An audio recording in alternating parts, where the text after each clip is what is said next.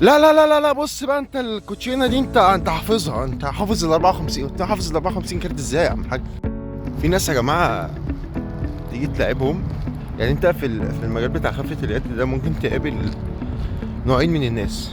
اول نوع راجل محترم جدا، لارج كده في تعامله وبتاع، يا عم تعالى عايزين نلعبوا لعبة، ماشي مفيش مشكلة، اديله الكوتشينة، يا عم الحاج اختار الكارت اللي انت عايزه واديني بقية الكوتشينين عادي، يعني يا راجل يعني ونضحكوا ونهزروا ومش عارف ايه وكلام من ده.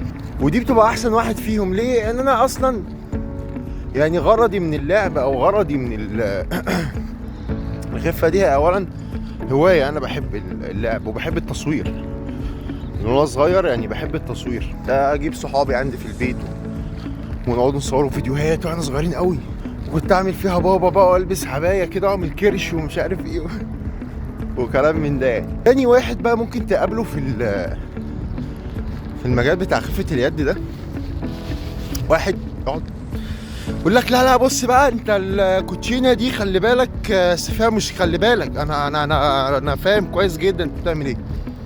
تقول له ماشي يا عم الحاج مفيش مشكله.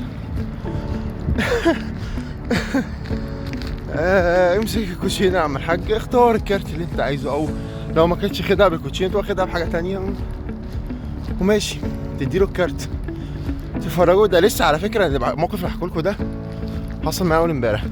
امسك يا عم الكوتشينه، اختار الكارت اللي انت عايزه بتاع، ماشي. مسك الكوتشينه، اختار الكارت، يا عم بص الكوتشينه كلها عاديه، انا مش مرتبها وعاملها ترتيب معين بتاع.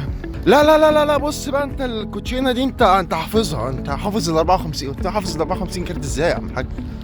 ازاي يعني؟ اديني عقلك، انا بوريك الكوتشينه، لا انت كده عرفت الكارت بتاعي ايه؟ قلت له لا والله بجد.